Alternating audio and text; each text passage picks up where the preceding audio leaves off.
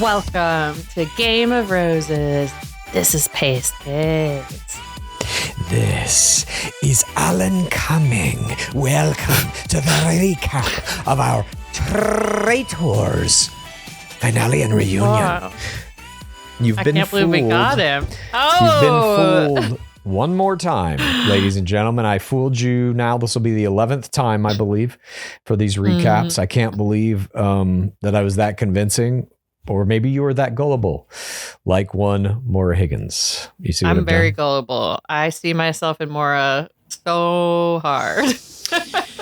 I feel both bad for Maura and very happy for Maura because, as we know, the name of Traitors is not actually winning the game. It's making it in the most episodes. That is the name of every reality TV show game. And we are going to break down exactly what happened in this insane finale. Maybe one of the greatest Traitors, or I mean, it is one of the greatest Traitors performances we've ever seen. A traitor, I mean. We can say that. We can say that. Rob, I think we can say that. You are one of the greatest traitors, if not the greatest traitor of all time. Definitely US. I think he's up there with Suri. Right. I've only seen UK season 1. Yeah. So don't really get on remember that it. shit. Moira, like, I wouldn't have gone for the Birkin bag. I would have gone for a SpawnCon thing. I would say, I'll forgive you if you let me do the next few SpawnCons with you. Yeah. And then he tosses her like some shitty one, like goldfish crackers or something. Isn't that a big brand?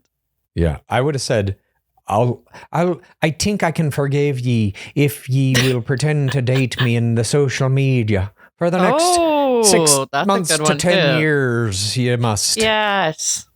Let's You do must some pretend farm that- content. Yeah. Me'll be living on your farm with you, methinks. Look, should we just get into it?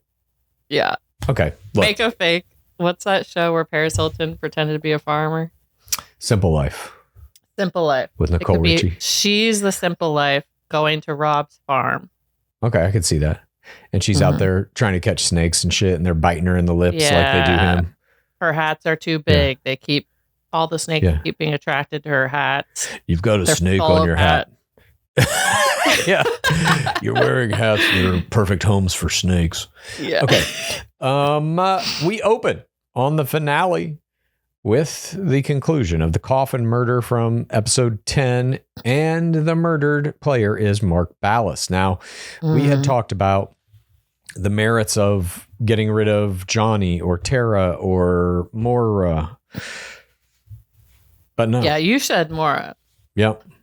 I thought it should have been Johnny or Tara, but it didn't end up mattering because Maura was such a strong ally.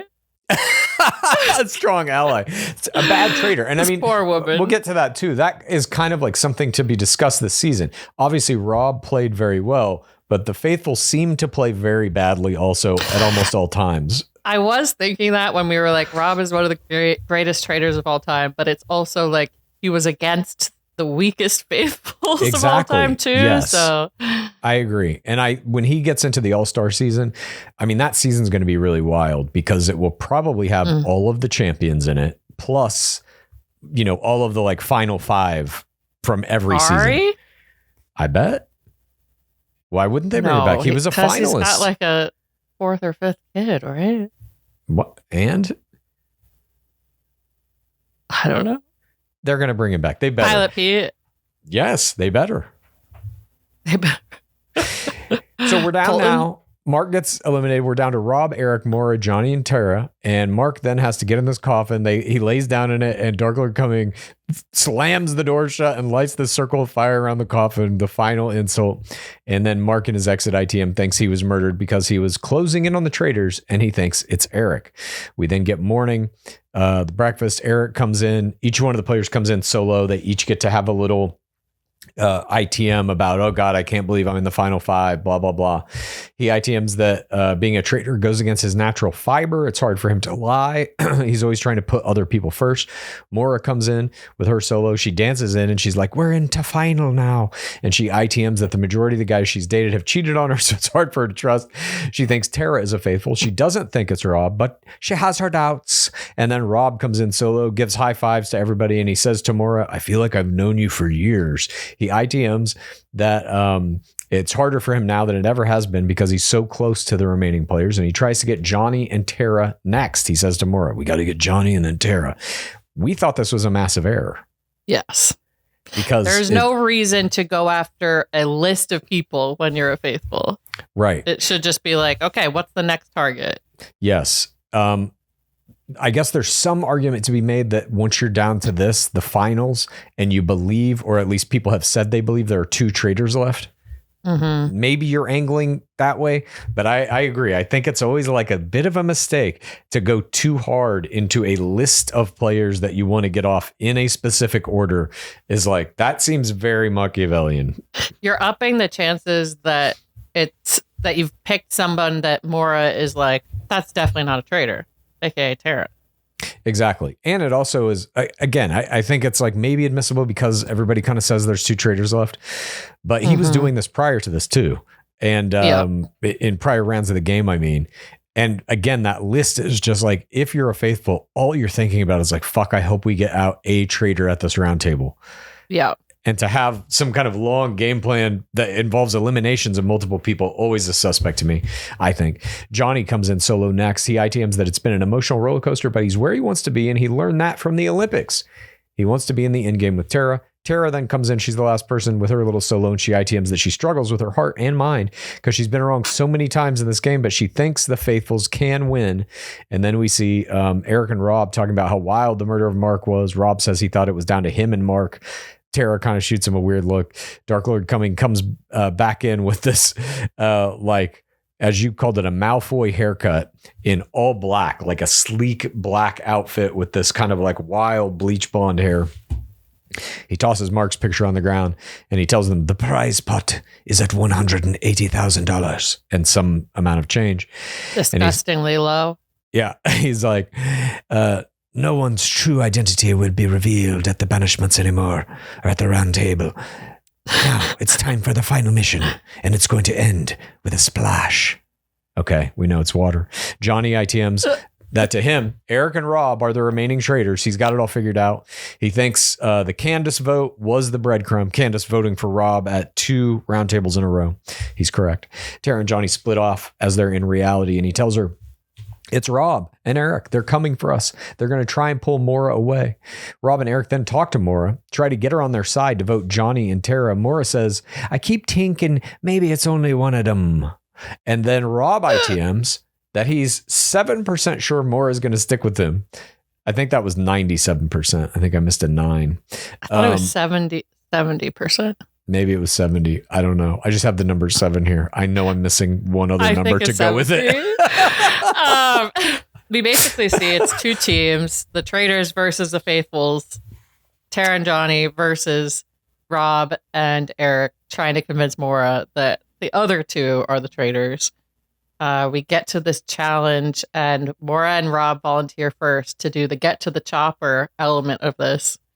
And you're like, okay, bachelor date, let's go. It's literally shot like a bachelor date. His arm is around her. He's whispering to her. He even says something about, I could make it hot in here or something like this.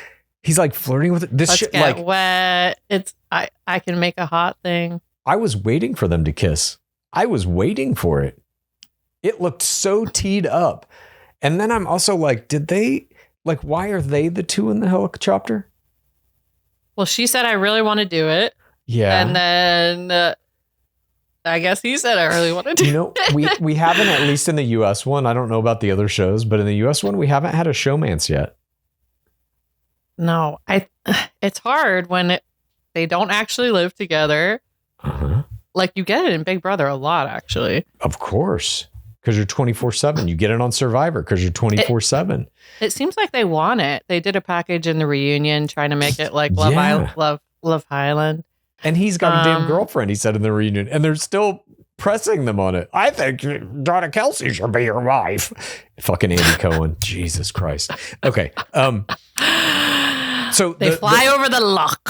Yeah. And the nature of the game is the people that were left back, this is Johnny, Tara, and Eric, they have to go into a little boat and zip around the lock to find boxes that have questions on them about prior players who was sitting across from Jam Jam when he got murdered at the banquet, things of this nature. You have to kind of remember what happened in the game. Then in the helicopter, Maura and Rob have to then sift through a bunch of cards that have pictures of the faces, like the old tarot card thing, attach them to these metal buoy things that have dollar amounts and throw them into the water. Then they have to pick them up in the boat and put them on the box and see if it opens. And if it does, they get a bag of money. Then they take the bags of money back to the shore, but that's not the end of it. Then Rob is told he has to jump out of the fucking helicopter and bite this rope and swim around with it in his mouth. And he's only got 5 minutes to do it. And luckily, of course, he makes it just in time with 5 seconds left. Very confusing. He didn't have to do it with his mouth, but I liked that play. Yeah. This challenge was kind of like boring at face value, made more so by the fact that it has no effect on the game whatsoever. No one cares about this. No shields. They get all the questions right, I'm pretty sure. And the fact that they cut it in weird, like, well, I guess we'll get to this when we come back, but these challenges are problems in Traitors, in my opinion. They are excessively boring. No one cares whether they get the money or not. It has no effect on the game. It's for small quantities. It was $500 to 9K. 9K you barely even care about. 500? What are we doing? I don't know. But even like money aside, I think they need, like, I'm fine with a money prize at the end of this game for the winner. That's a fine prize. And you can even keep it $250,000. I think it should be $1 million. No, this is a giant hit show, but whatever. Make that the prize at the end. Whoever the winner is gets or splits that money prize, whatever it is. Fine. The challenges should all be about immunity from murder, immunity from banishment, double vote, block a vote. They should take Traitors or Survivor and just do that shit, because then the challenges actually mean something. I'm actually watching to be like, fuck, who's going to win this? In this challenge, there aren't even winners. It's just like some money amount with bags and shit, and then a guy swims around. Okay.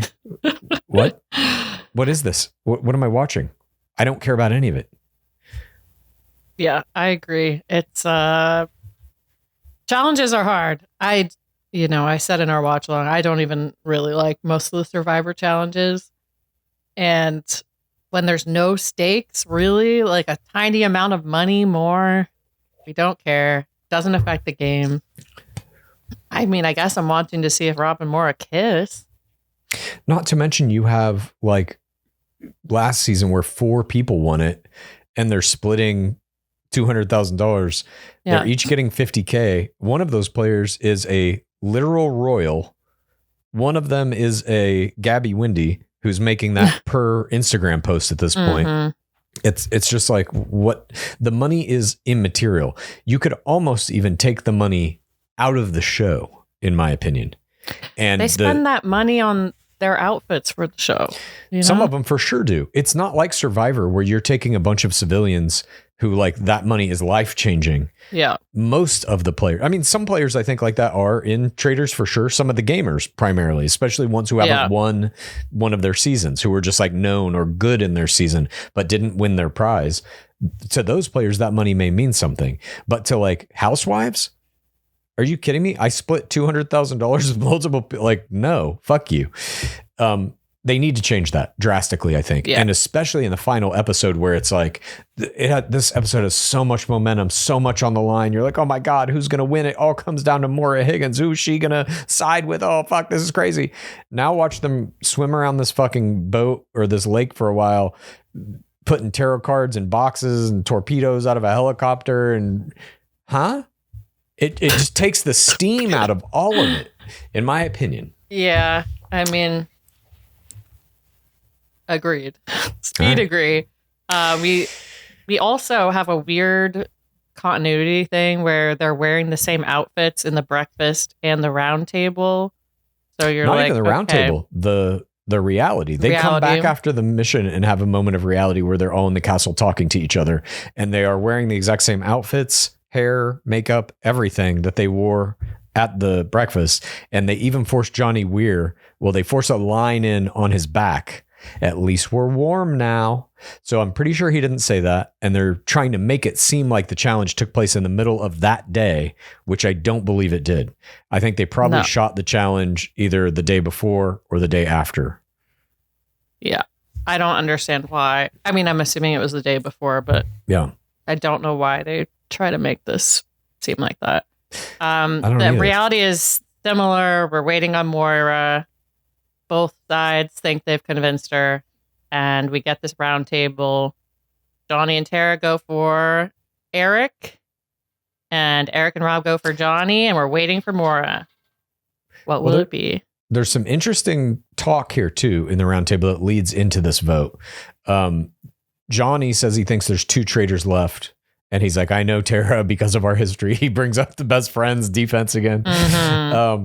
And then he says here that he's 97% sure she's not a traitor, 97.5. And Tara then says Eric is too under the radar. They kind of like launch their attack. And Eric is like, I don't know how else to explain I'm a faithful. I trusted everybody, and this is just how I am. I played as a faithful from the beginning all the way to the end. And Tara is then says to Eric, you threw Moira's name out. So they try to edit in here a little bit like, oh shit, is Eric going to come from Moira? And then Eric says, yes, there are moments where all of you have been on my list. Rob then chimes in and he's like, look, you build trust as the group gets smaller and smaller. Tonight, I'm throwing out my playbook and I'm going off instinct. And he says, wouldn't it be interesting if Alan picked one of you, Tara and Johnny, and then you had to keep it a secret from the other one that you were a traitor until you could recruit the other one? That's why I think it's you guys, because I trust more Eric. So he's using this thing, and this is a strategy he's used before. We saw it in the recap clip in the reunion where he's like, wouldn't it be interesting if the producers put all housewives in the turret? He's using like producer mentality as a play style here. And he has to say Alan, or wouldn't it be interesting if it was all housewives in the turret? Just a nameless, well, how did they all get there? I don't know. But what he's really doing here is using a player's ability to kind of think about why producers would select certain people as traitors. And you can spin that any way you want. That's why it's such a brilliant play. You can literally say like, wouldn't it be interesting if they made Michael Rappaport, the biggest, loudest mouth in the house, a traitor? You can do that to literally anybody, you know? Wouldn't it be interesting? Pretty much except like Mark. Even that one. They've never had a Dancing with the Stars traitor. Wouldn't it be interesting if they picked a Dancing with the Stars person this season? They have to eventually. They have to pick one eventually. This is season 4 already. It'd be interesting if they picked the most under the radar person ever to be a traitor. They never picked the quiet people to be traitors. You had Bob the Drag Queen, Lisa Rinna. Could be this season, the quiet one. That's what we've seen as the argument most of the time is they'll pick the big personalities. They'll pick a gamer. We often see them discuss gender and be like, well, there has to be one guy traitor.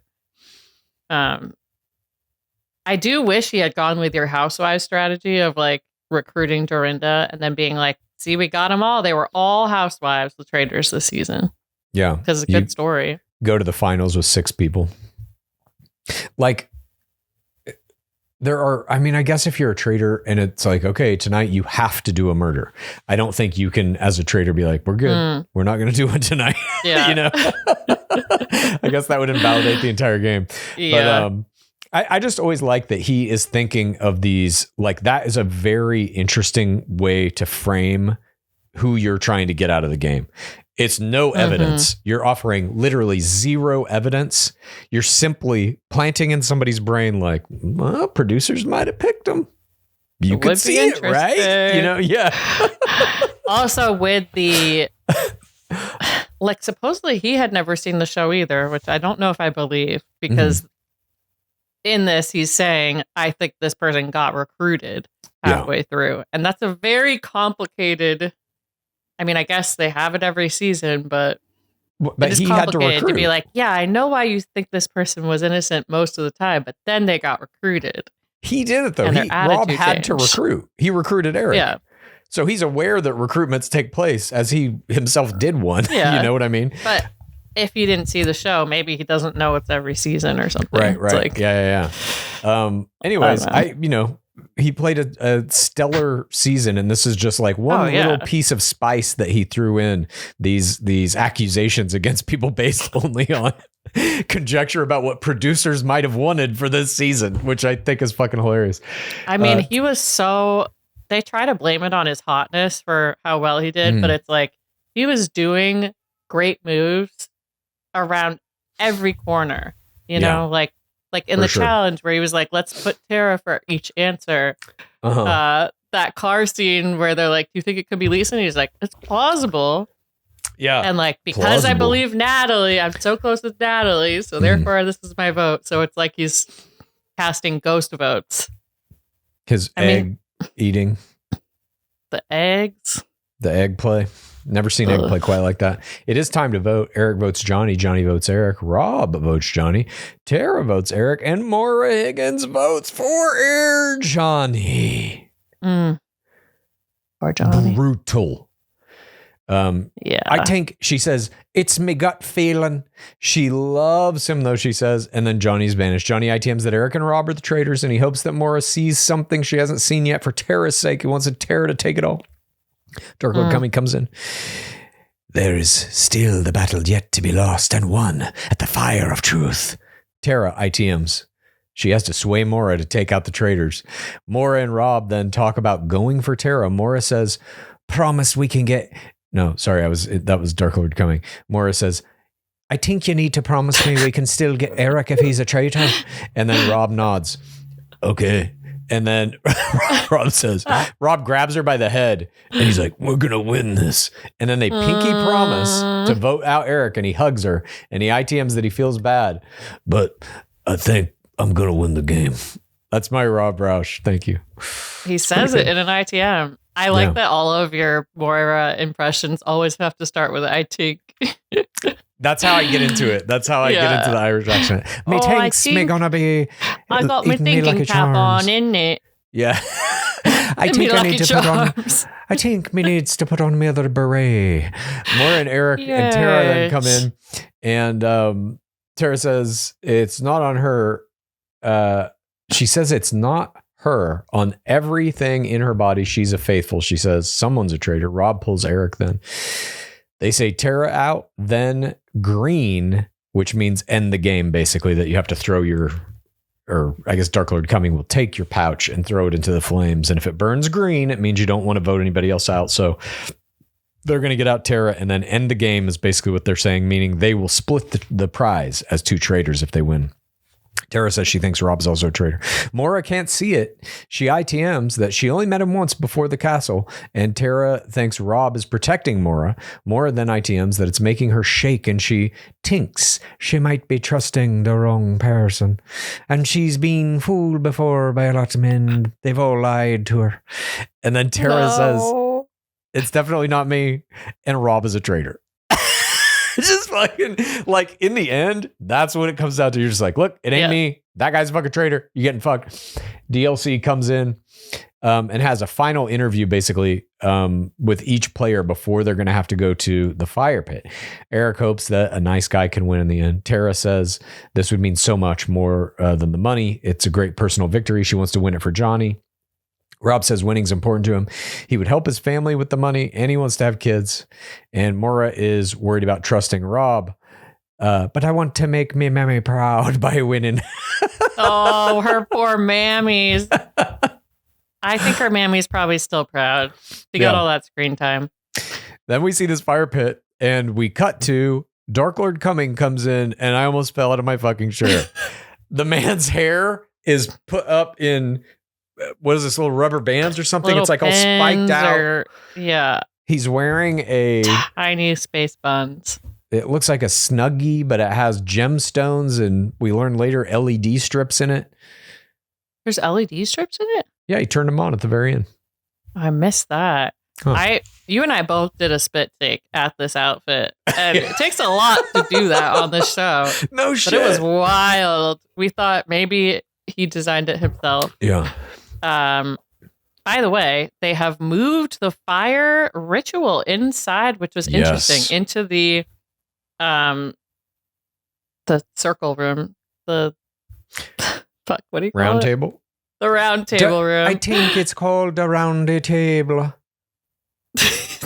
It's getting worse. Mora supposedly had never seen the show. Mora accent is that getting I believe more. weirder by the second. I like it. Keep going. So we do this final fire ritual, and is Mora gonna go for it? It's down to Tara and Eric, and he votes Tara. Ooh, her ally. Well, and now she's with two traitors. They have to throw in their pouches first, and they all do red. So nobody here wants to end the game. Everyone knows that there are more traitors afoot. Then they do this thing. And yeah, I was blown away by this. I really thought she was going to vote Eric. I did too. I was like, the edit at least makes it seem like she's leaning towards Eric and like she really trusts Tara, but she really, really trusts Rob. God, it's brutal. But also, I thought Eric, because we saw her and Rob make the pinky promise to vote for Eric. So they're going to vote for him regardless. I thought they would have done that maybe first. But Rob must have convinced her to go, let's go Tara, then we'll get Eric. Yeah, he gave her the list. Exactly. Donnie, then Tara. Then Damn. Eric. And in this moment, you're like, fuck, this is game over. All that's left now is Rob going to turn on Eric or not? And so we see Tara gets banished. She ITMs that she thought Mora realized it was Eric and Rob. They have to do the pouches again. Eric here, poor Eric, just reminded me so much of Ari Lyondike in season 1 with Sari just fucking wrecking his ass. He throws in his pouch, or Dark Coming takes his pouch, throws it in. It is green, Mora, red, Rob, red. And you see Eric's face. They get a shot of his face, and he's just like, you fucking piece of shit. He's so pissed at Rob, and he knows he's dead. He knows he's dead. And he goes, I really trusted them, and it sucks and it hurts. And he goes, I trusted you guys. But he looks at Rob when he says it. He's trying to deliver hints to Mora. He hints. But it's too late. It's too late. All he can attempt to do at that point is get Mora to change her vote to Rob, which is virtually impossible without a roundtable setting. Right. It's unclear what the speaking rules are in this. Yes. You're like, he gets off something. And same with, the players who are voted out too. They still are able to say something, but you just know Rob has won at this point because Mora's obviously been leaning towards Eric. She's not leaning towards Rob. And we see Mora and Rob banish Eric. And then it's just two. Yeah, he even says as he's leaving, I want you to think about why you've never questioned the other player in the game. That's like, the line I meant, where I was like, wait, what the hell? He's a traitor. Like in that moment. But so the math of it then is, if you're Mora and you hear that line and it convinces you, fuck, Rob's a traitor, you also know Eric is, because how would he say that about him otherwise? And then you're fucked either way. A traitor has just won the game, period. You fucked it up. You lost. You got tricked. I guess and that's that. You could be like, oh, maybe Rob was the only traitor and Eric was a faithful. No, I mean, she's fucked either way. It's better to side with your Love Island person anyway. Yeah. And I don't even think it's like a bad game. Like you're saying, she's the last one left in the game. Totally. And had some huge scenes. Of screen time. Her outfits won. Her face plays were obviously recognized. They were in a lot of the clip shows. Yeah, I think she. But this is hard to watch. This scene, absolutely. This next scene, Rob smiles at Mora, and she basically knows she's fucked. We see a look on her face that's like, "Oh God, he did it to me." Darko Coming comes in. You are the last surviving players, and if you're both faithful, you share the pot. If one is a traitor, they will take it all. And then Mora reveals, I'm a faithful. And Rob then has to tell her he's a traitor. She doesn't even believe it when he says it. I've been a traitor the whole time, bro. And she's like utterly shocked. She's like, waiting for him to be like, JK. You're joking me. No, I've been a traitor the whole time. She calls him an absolute asshole. She calls him a piece of work. And she was so convinced. And she says, you embarrass me. And she's like, don't speak to me. Stop talking. It's so sad. I think you're never going to have a girlfriend. Yep, she tells him that. And then in her ITM, she laughs and she's like, oh, dear God, I'm a fool. And she's like, this is why I don't trust anybody ever. Maura tells Rob he will never have a girlfriend because of this. Such a good liar. And then she ultimately is like, look, no hard feelings. You played a good game. I'm just in shock. And she ITMs, you're a bad man. But good for him. She calls him a fucking snake and then says, well done. DLC congratulates Rob on winning. Rob says it's a weird mix of emotions. They go outside for his crowning moment, $220,000 in change. And Rob tells DLC that Maura is never going to forgive him. And then he screams, I'm sorry, Maura. Fireworks go off. They pop some champagnes. He screams, I'm a traitor. DLC calls him one of the greatest traitors they've ever had. DLC lights up his cape. Then at this point, turns on the LED strips. They head inside and Rob ITMs that he needs to find a nice girl. A tower of eggs. I agree. Yeah, he like, just eats all of them. Now, Rob, one last challenge to claim the prize money. Yeah. You must eat 224 hard-boiled eggs in one sitting. Cool hand Luke style. Rob ITMs that he needs to find a nice girl that hasn't watched too much TV, and we are done with Traitors. Season 4, US. Rob Roush, Love Island star, Love Game star, now hardcore traitor champion. OG incredible traitor from the beginning. One of the greatest seasons we've ever seen. Made a few missteps here and there, but I think this season will be studied by people. It was pretty flawless. I think about the feeling that I had when Alan Cummings selected him, and I texted you, I think, because I was just so excited. Me too. And I had high expectations. Because we had seen what he did in Love Island, and they were just blown away. And I'm so proud of him. Me too. I feel like it's a victory for everybody who watches dating format shows, like primarily. But I feel those are my favorite shows, like by far, across the board of any gamers or housewives or even like Slumwa. I love Slumwa, but like, it doesn't hold a candle to Bachelor and Love Island and Love is Blind and all that shit. I just love those games. I can't watch those like cooking shows or whatever. I'm like, but there's no romance. No one's kissing. Regular sports games, hockey games, no kissing. I still obviously watch regular sports games too, which I like a lot, but I just don't get the same. I don't know how to explain it. When I used to be very into MMA and knew as much about all of the fighters in every weight class as I know about Bachelor players now. But when we first started, you got to touch. What's that? As we know, you're touched. Yeah, to some degree. But when you and me and our third Phantom member of Game of Roses, Erica, like started watching on a regular basis and seeing the patterns and shit, it like all of that kind of encyclopedic knowledge of statistics and stuff for other sports just transferred right into it. And I don't like the feeling that I used to get watching MMA when like two guys are about to fight and I know the odds and this guy's style and whatever. And oh God, you start getting a little excited and like, shit, I hope my favorite guy wins. I now have that watching Love Game players in Traitors, certainly obviously in their own games. The amount of excitement, anticipation I feel for Taylor Frankie Paul's upcoming season of Bachelorette is I've never felt anything like it for any piece of media. It's very exciting. And so to see Rob Roush give us, the people who watch Love Games, this incredible moment, this incredible victory to celebrate around, I feel like it's when the Red Sox won the World Series, whatever that year was in the early 2000s, you know, for Red Sox fans. I feel like that has happened for us with Rob Roush in Traitors. Because like they hadn't won for a long time or something? Hadn't won for a long time and also had to come back from a crazy deficit in the playoffs against the Yankees. They were down 3-0 and they came back to win 4 games in a row, which had never happened before. Anyways, to me, that's it. Rob Roush is my...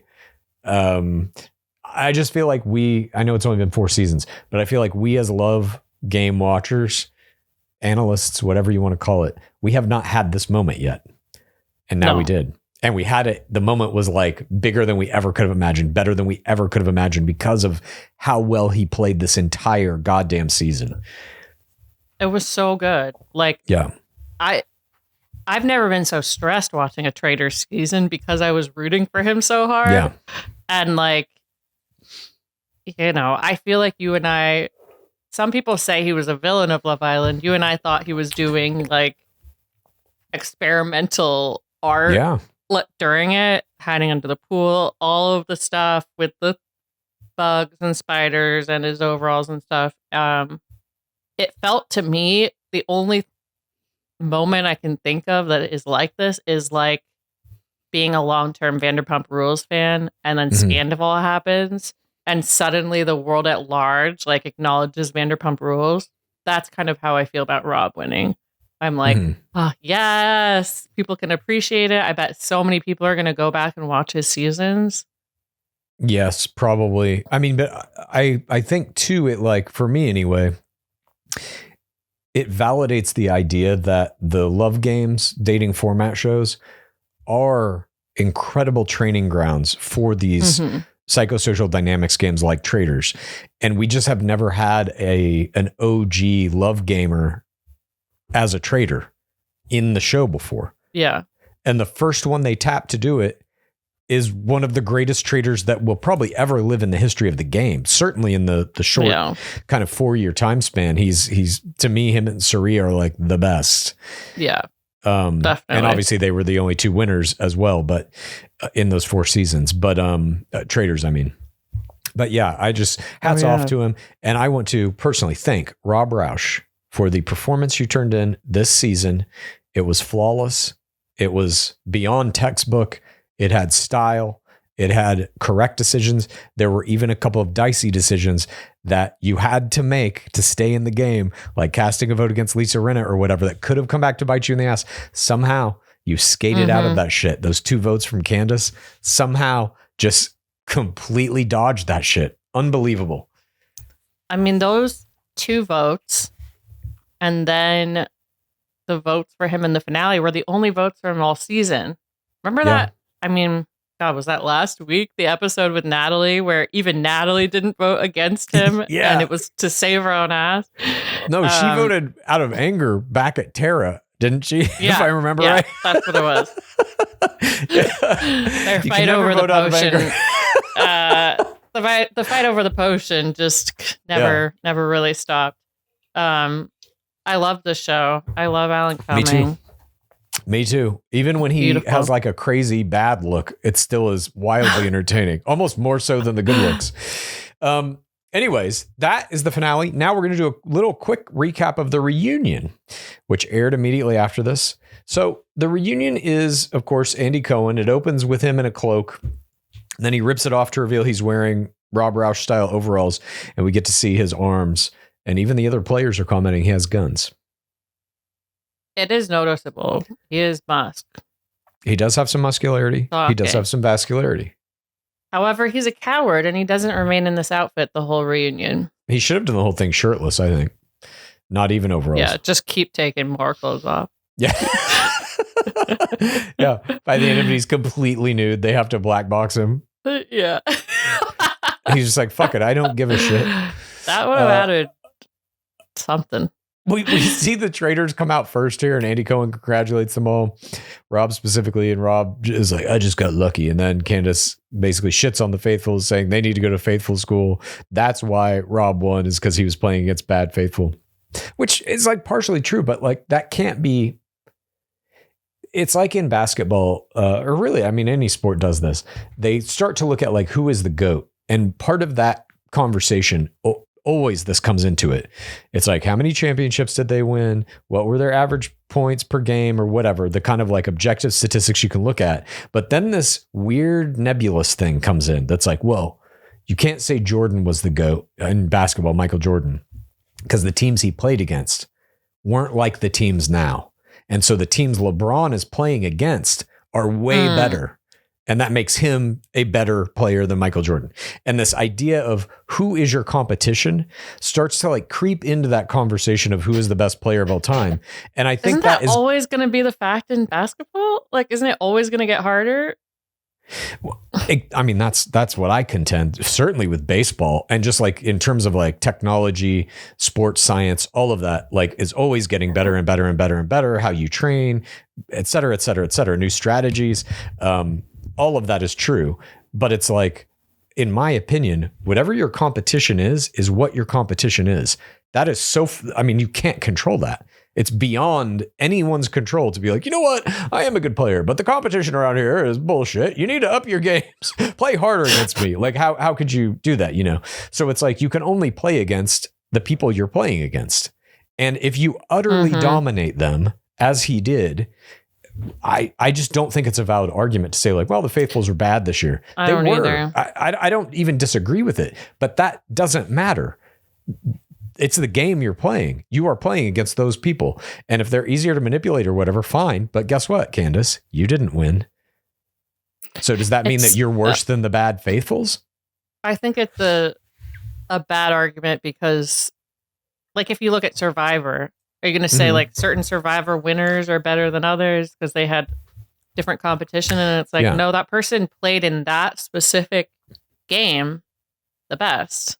Like, yes, that's exactly what you have to do. Yeah. Yep. On another season, maybe they wouldn't have done as well, but you don't know that. That's a different universe. It's very much sour grapesing, in my opinion, from Candace here. Candace she's a professional sour graper. I feel like she's really leaning into it with this. Yeah. And I guess she gets screen time, but it does seem like, I don't know, maybe just...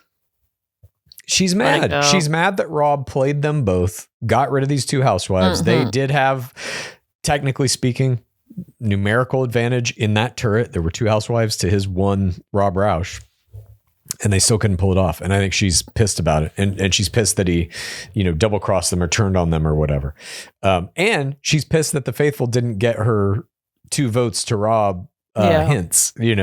I think she's like, I tried to sink that guy. It didn't work. So I'm going to say the Faithful are stupid pieces of shit. But it's like they voted you out. Those stupid pieces of shit that you're saying are bad Faithfuls. Yeah. KO'd They got you. They got Lisa. They got Donna. We get during this Traitors portion, Colton in a little emotional box saying, oh yeah, when he kicked me off, that was the best move. That was the move of the season. Yeah, best move of the game. That's what won him the games when he kicked me off because I was the strongest player, of course. And if you get me out of the game, that means you're going to win because you have no competition.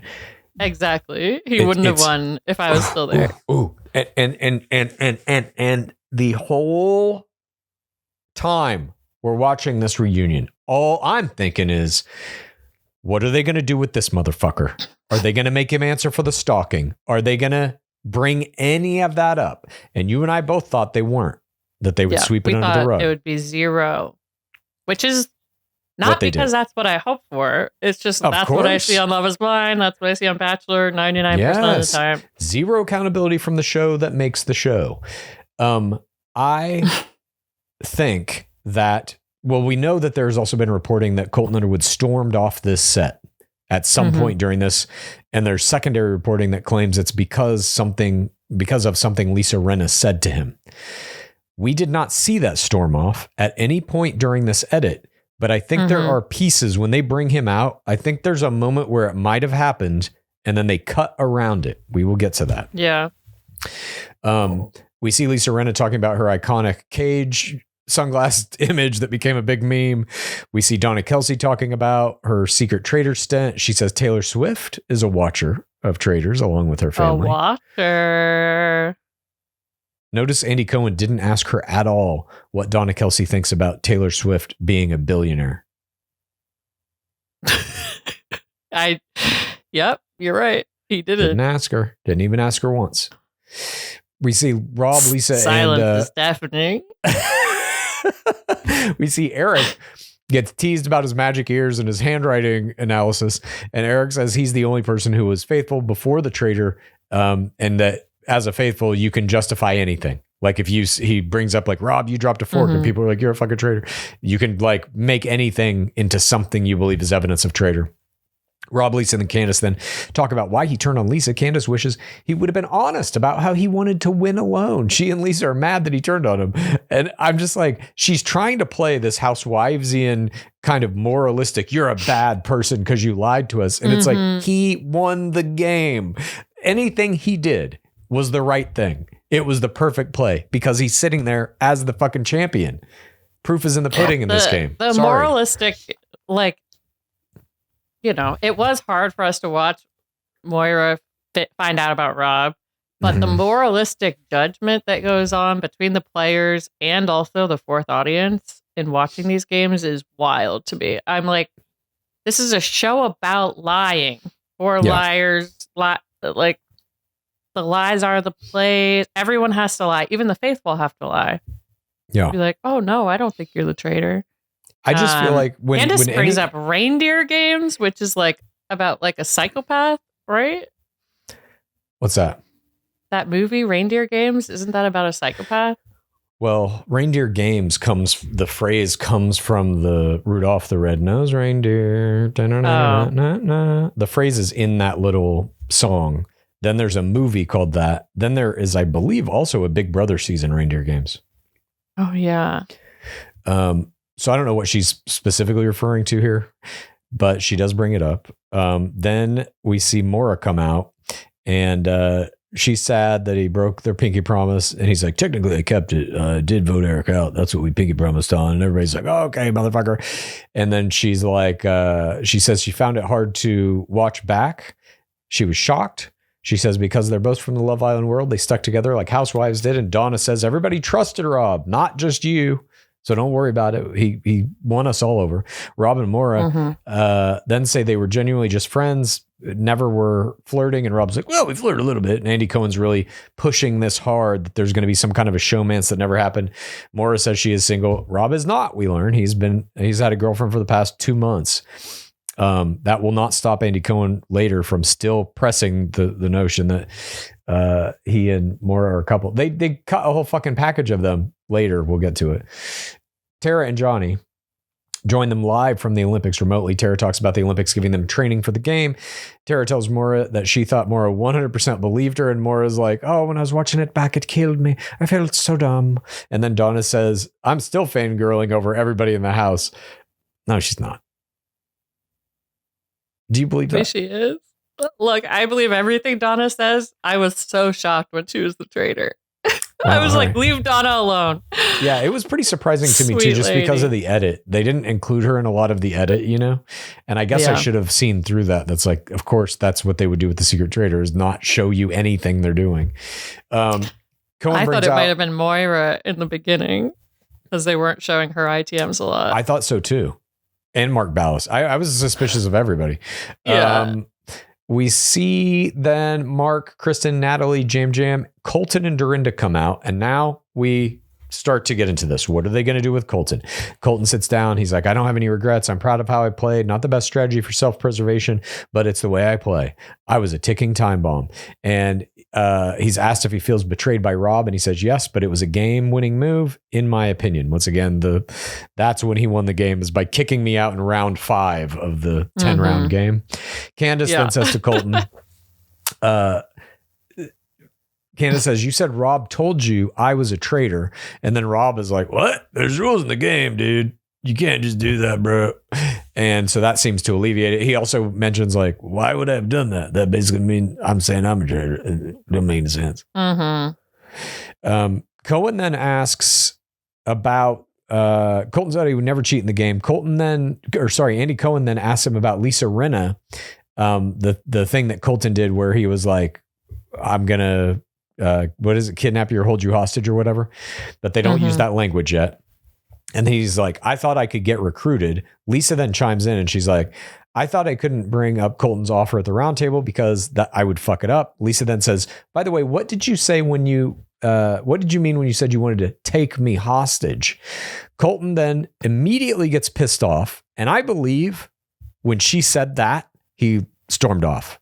I think he was out. I don't even think he answered this question. I feel like that is the moment. It's either that or because he has an answer ready for this. He's like, well, you said you wanted to slit my throat. I believe that answer comes later. I think she says that. He storms off. Producers are like, dude, calm down, come back, think of your answer. You can say this. And we'll let you defend yourself however you want, and we're not going to cut you to look bad. And so they get him to come back. I believe that this is where he comes back, and he's like, look, you said you wanted to slit my fucking throat in the turret. That's gameplay. Yeah, that's how it is. And then but Lisa doesn't have a history of slitting throats. I mean, she could have said that. She didn't. Andy Dark Lord Andy Cohen then asks about the negative reaction to Colton by the fourth audience. And I'm like, holy shit. I was salivating. I couldn't believe this. But he just dodges it. Oh, it was a dark time in my life. Ready to move on. All right. And Difficult that's it. years. Nice and I have neat. a family now. I wasn't in a good place. Yeah. Great, dude. Great. You know how many people are not in a good place at virtually every hour of every day in the current state of humanity? Almost all. And yet, most people are not putting tracking devices on the co-star of their reality television program. Most people are not creating fake identities with which to stalk that person, that person's brother, and then make it seem like you're also getting stalked by them. So, yeah. dark moment, That's sure. Rare. And maybe he is a better person now. Maybe he has done the work.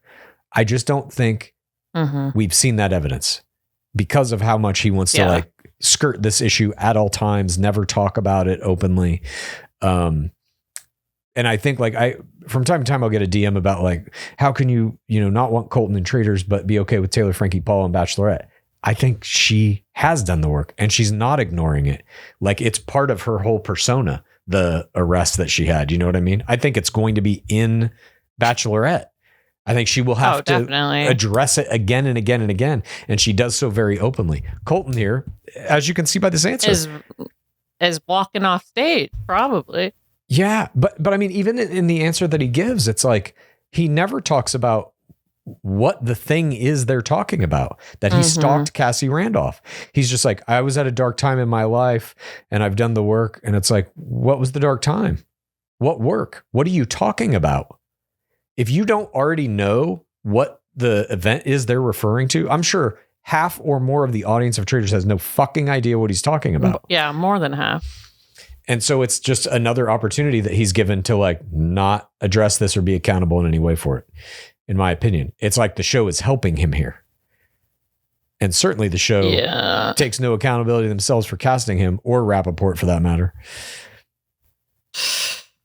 Well, nonetheless, hopefully never again. Yeah. And then we see, they talk to Kristen, they talk to Mark. Mark calls Rob a cat, always lands on his feet. Natalie comes in. The rest of this is like, in my opinion, pretty boring.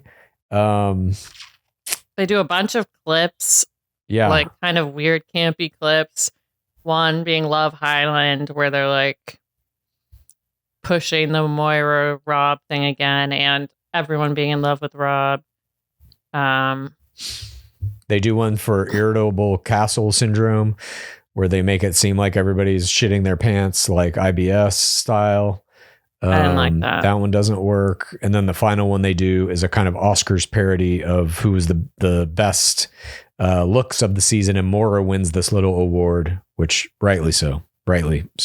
Yeah, some justice. In my opinion. Like I would have loved bloopers here, things we hadn't seen before, but I'm like, to me, it's just like in Bachelor when they're like, let's take a look back at your love story. And I'm like, we just fucking watched this. We watched the whole season. That's why we're here. Yeah. You know what they should have played in the end? The final 7.5 minutes of the reunion? Rappaport eating. It should have been Demi Burnett's video about Colton. Oh my God. Just fucking throw that up on the screen and be like, oh, do you have anything to say about this? What do you think about this viral TikTok? He storms off again. I'm taking you all hostage. It was a fantastic season, marred by these off-field plays. Sorry? Just a couple side notes. Yeah. Rappaport has a notebook he brings in, which is not addressed. Oh, yeah. Rob Roush is also looks like he's asleep at the end of this in multiple different shots. Interesting play. I love it. That's back to Corinne Olympios. Going to sleep during the reunion. It's fucking power move. It is a power move. But it was a fantastic season. Unfortunately marred by these things that are like bigger than the game. I'm so happy. Oh yeah, for they Rob didn't Roush. address the Ron Funches Dorinda thing. That was never in the edit. So we are at a point, I think, with Traitors where in terms of how we view it as a piece of media, it is now in my mind, unfortunately, no different than Bachelor or Love is Blind or any of these shows that cast problematic players, that do problematic shit to their players, and then take no accountability and ignore the fact that any of it ever happened without so much as an Instagram post about it. Traitors is one of those shows now, period. You have to accept it. We are complicit in the viewing of it at this point. Unfortunately, it is a very entertaining show. Just like Bachelor, just like all these other shows, I will watch it forever. And hats off to Rob Roush on this incredible championship run. Thank you from the bottom of all of our hearts. I speak for the entire fourth audience, I think, when I say thank you very much, Rob Roush. It will keep me happy for a very long time. We needed this. We definitely needed this. And I don't know what you mean. Traitors did post an Instagram post saying, "Stop bullying Colton." I forgot. You're right. I totally forgot. You're absolutely right. They did I take back everything I said. Yeah. It's just dark, you know? It's like, it's so dark. It's so dark. It's all I don't know. Maybe they are thinking not a lot of their audience knew that, but it's like, for Bachelor watchers, for people who know what he had done, it's all I think about when I see him. Absolutely. And even if he's wearing a silly hat. Yes. And part of the reason that you're casting people from these various franchises is to bring in the fandoms of those franchises to watch your show. So if you're putting somebody, a representative of Bachelor Nation in this season, and they've done it every season so far, you're asking us, Bachelor Nation, to tune in because of that person. He is the last person, maybe other than Juan Pablo, that you would want to put in that slot. You know who we should get from Bachelor? Jake Pavelka. And Lee Garrett, maybe. Yeah, Lee Garrett. Wait, who's Lee Garrett? Oh, he was eliminated 10th round in Rachel Lindsay's season. Now we're getting somewhere. What was his last name? How can I not remember this? I forget. Mad Chad Powers? No. Chad. Something like that, wasn't it? This is killing me. Why can't Chad Smith? No, I think that's the drummer for Red Hot Chili Peppers. You know who we should get from Bachelor Nation? Johnson. God. Garrett Yagarian. The beloved Garrett Yagarian. He plays the whole game in his weird purge mask. Oh God! We find out Garrett is one of Dark Lord Cummings' henchmen in the gold masks. I just do the job to wear the mask. Anyways, this season was outstanding. Thanks again to Rob Roush. Thanks for everybody for joining us for our coverage of it. Can't wait to do the next one. We of course are going to have that civilian Traitors 2 sometime this year. It's shooting this summer. It's shooting in May. I don't know when they're going to air it. I'm sure we'll cover that. I'm waiting for your call. What call? For you to get on the show. I ain't ever getting on the show. We'll see. Time will tell. I think I want to see Leah Kateb now on Traitors, EFP, etc. There's so many possibilities. No more Michael Rappaport types, though, or Colton. Yeah, that's what I'm saying. We don't need it. I don't get it seems like they were casting, in my opinion, Michael Rappaport to be a villain. But the thing about Traitors is you're casting the villains. You just get a bunch of cool reality stars that are all fun to watch. Then you say 1, 2, 3, you're the villains. You're the villains. The Traitors are the villains. Like you already have the good guy, bad guy dynamic in the fucking construction of the show. It's the game itself. You don't need to cast assholes and people have fucking restraining orders and people who fucking stalked people and shit to be like, I don't even think they were casting Colton to be a villain. Rappaport, I do. Colton, I don't think they were. I think they were just like, yeah, he's a good bachelor guy. Oh yeah, he's the gay bachelor, right? Yeah. The gay bachelor, yeah. We need the gay bachelor. I also think you're putting people in a pressure cooker situation. Villains will emerge. 100%. You ain't got to force that shit. The game is built pretty well. It has some tweaking left to do, I think, but the kind of core fundamental piece of the game, which is these 3 people are lying to all the others, that's enough to piss people off, obviously, to get in high pressure situations. They don't need it. They just don't need to cast people like that. I don't know why they do. What was the thinking behind Michael Rappaport? villain. He'll be Everyone hates obnoxious. this guy. Let's put Everyone him will on show. hate him. Everyone Yeah. will vote him off, and even the audience will be super happy when he's voted Mm. off. I don't know. I don't get it. I don't get it at all. Well, they cast like, I think Sandoval probably fits that slot in the prior Yes. season, you know? But Sandoval is like, he's kind of a goofy dipshit. So you can hate him for Yeah, what it's more he of a did fool. In Scandival, but he himself, like his personality is highly entertaining. It's a fool villain more than Yes, like a exactly. villain. Yeah. Yeah, I don't get it, but Well, we'll I'm see. happy. I'm happy for Rob. Me I too. have never felt so stressed watching Traitors. I think because I was rooting for him so hard. So I'm glad that's over with, and hopefully I will not be as emotionally invested again. Wait till they cast Caitlin Bristow, season 5. Stop. I don't think she's in the running. I don't Should know be who the great. Bachelor player is going to be, but I think I know somebody who's in the running. NB. Yeah. That would be interesting. I know. I love that. I think I'm kind of like a Rob Ross type. When I was a Bachelor, I was kind of like Rob Ross. Can you imagine this? Oh, God. You go up to the turret. The first person takes off their hood, and then this happens. When I was a Bachelor, I remember. As a girl dad, I got these 3 girls, you see, and I think I can identify with the female. Yeah. I think we need to get a housewife. And when I was I was on a Netflix show. I was on Matchmaker. I don't know what's going on now. I don't know what this has devolved into, but it's like we've been watching a lot of It's good TV. to be back. We have. Oh my God. Oh, fuck. All right. Thank you for joining us. Thank you, everybody. We'll be back soon with more things. Love is Blind. Taylor Frankie Paul's Men. Yeah. Maybe it's women. Next week, yeah. See you then. Time will tell. Praise be.